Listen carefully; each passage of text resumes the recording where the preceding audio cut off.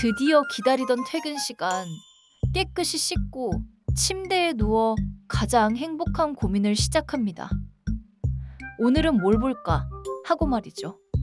넷플릭스, 유튜브, 티빙까지 세상의 모든 재미있는 것들이 내 손안에 있는데 이상하게 리모컨을 돌리는 손길은 멈추질 않습니다. 최신 인기 영화부터 화제의 드라마까지 썸네일만 수백 개를 넘겼는데 정작 재생 버튼을 누르려니 선뜻 용기가 나지 않죠. 이걸 넷플릭스 증후군이라고 합니다. 예고편만 보다가 30분이 지나고 리뷰 영상을 찾아보다가 또 30분이 흐릅니다. 어느새 눈은 침침해지고 마음은 조급해지기 시작하죠. 결국 에라 모르겠다 하는 심정으로 우리가 트는 건 이미 수십 번은 본 것 같은 무한도전이나 지붕 뚫고 하이킥 같은 익숙한 예능입니다. 분명 새로운 재미를 찾고 싶었는데 왜 우리는 결국 아는 맛으로 돌아오게 되는 걸까요? 여기엔 우리의 의지력보다 훨씬 강력한 심리학적 이유가 있습니다. 혹시 이런 적 없으신가요? 넷플릭스 메인 화면을 스크롤하다가 너무 많은 선택지에 숨이 턱 막히는 기분이 드는 것 말이죠. 심리학자들은 이를 선택의 과부하라고 부릅니다. 선택지가 3개일 때보다 30개일 때 우리는 오히려 아무것도 고르지 못하는 상태에 빠지게 되죠. 무언가를 고른다는 건 나머지 수백 가지의 가능성을 포기해야 한다는 뜻이기도 합니다. 이 포기에 대한 공포가 우리를 망설이게 만드는 겁니다. 내가 고른 이 영화가 재미없으면 어떡하지? 내 아까운 휴식 시간을 망치면 어쩌나 한 불안감이 뇌를 짓누르기 시작합니다. 이런 심리적 압박감이 최고조에 달했을 때 우리 뇌는 비상벨을 울립니다. 더 이상 에너지를 쓰지 마. 위험해. 라고 말이죠. 결국 뇌는 스스로를 보호하기 위해 가장 안전하고 가장 익숙하며 실패할 확률이 0%인 선택지를 강제로 실행시킵니다. 그게 바로 무한도전 같은 예능이죠. 자, 이제 우리는 왜 우리가 결정을 못 내리는지 알게 됐습니다. 그럼 이제 우리 뇌 속에서 어떤 일이 벌어지는지 좀 더 자세히 들여다볼까요?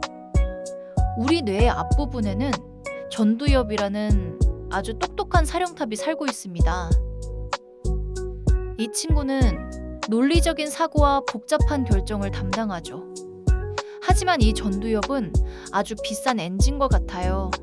가동할 때마다 포도당이라는 막대한 연료를 소모하는데 이 연료는 무한하지 않습니다. 아침부터 저녁까지 우리는 수많은 선택을 합니다. 5분만 더 잘까? 무슨 옷을 입지? 점심은 뭘 먹을까? 이런 사소한 질문들이 전두엽의 연료를 조금씩 갉아먹죠. 퇴근할 즈음이 되면 전두엽은 이미 번아웃 상태입니다. 심리학에서는 이 상태를 자아 고갈이라고 부르기도 하는데요. 연료가 바닥난 뇌에게 수천 개의 영화 중 하나를 골라보라는 요구는 마라톤을 완주한 사람에게 수학 문제를 풀라는 것과 같습니다. 뇌는 생존을 위해 본능적으로 에너지를 아끼려 합니다. 그래서 새로운 정보를 분석해야 하는 신작보다는 이미 뇌에 길이 다 있는 익숙한 것을 선택하라고 명령하죠. 실제로 뇌 스캔 영상을 보면 익숙한 예능을 볼 때는 뇌의 활동량이 급격히 줄어듭니다. 마치 우리 몸이 따뜻한 욕조 속에 들어갔을 때처럼 말이죠. 결국 넷플릭스를 고르다 지쳐 무도를 트는 행위는 게으름이 아니라 당신의 뇌가 선택한 가장 영리한 휴식 전략인 셈입니다. 그런데 왜 하필 무한도전 같은 옛날 예능일까요? 여기에는 노스텔지어라고 불리는 강력한 심리적 치유 기제가 작동합니다. 과거의 익숙한 장면을 볼 때 우리 뇌는 심리적 안정기지에 들어온 것처럼 느낍니다. 이미 결말을 다 알고 있기 때문에 불안감이 사라지는 것이죠. 새로운 영화를 볼 때는 누가 죽지는 않을까? 반전이 있으면 어떡하지? 하며 긴장해야 하지만 아는 예능은 그럴 필요가 전혀 없습니다. 이런 예측 가능성은 현대인의 불안한 마음을 진정시켜주는 천연 중추신경 안정제 역할을 합니다. 뇌에게 여긴 안전해, 긴장 풀어도 되라고 속삭여주는 거죠. 특히 우리가 힘들었던 시절 혹은 가장 즐거웠던 시절에 즐겨보던 콘텐츠는 그 시절의 긍정적인 감정까지 함께 불러오는 감정의 타임머신이 됩니다. 유재석 씨의 목소리, 박명수 씨의 호통 소리를 듣는 것만으로도 뇌는 내가 가장 편안했던 그때로 돌아왔구나 하며 도파민을 뿜어내죠. 이건 마치 고향집에 내려가 엄마가 해주신 된장찌개 냄새를 맡을 때 느끼는 안정감과 아주 비슷합니다. 마음의 허기를 채워주는 소울푸드 같은 영상인 셈이죠. 자, 이제 우리는 왜 우리가 무도의 늪에서 빠져나올 수 없는지 완벽하게 이해했습니다. 그런데 이 습관이 정말 괜찮은 걸까요? 혹시 내가 너무 도태되는 건 아닐까요? 많은 분이 남들은 다 앞서가는데 나만 옛날 영상이나 보며 정체되어 있는 건 아닐까? 하고 걱정하시곤 합니다. 새로운 트렌드를 놓칠까봐 불안해하기도 하죠. 하지만 심리학은 단호하게 말합니다. 휴식의 질은 얼마나 생산적인가가 아니라 얼마나 회복되는가에 달려있다고요. 당신은 지금 퇴보하는 게 아니라 충전하는 중입니다.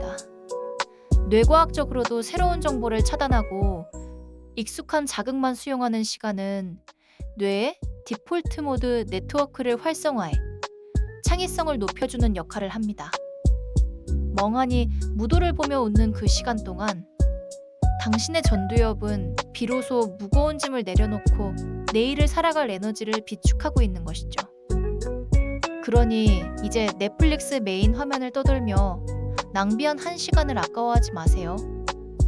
그 방황조차도 당신의 뇌가 휴식을 간절히 원한다는 신호였을 뿐입니다. 오늘 당신이 선택한 그 아는 맛의 웃음이 내일 당신을 다시 일으켜 세울 가장 강력한 힘이 되어줄 거예요. 당신의 선택은 틀리지 않았습니다. 오늘 밤은 스스로에게 이렇게 말해주세요. 고생했어. 오늘은 마음껏 웃어도 돼. 여러분의 편안한 밤과 소중한 휴식을 진심으로 응원합니다.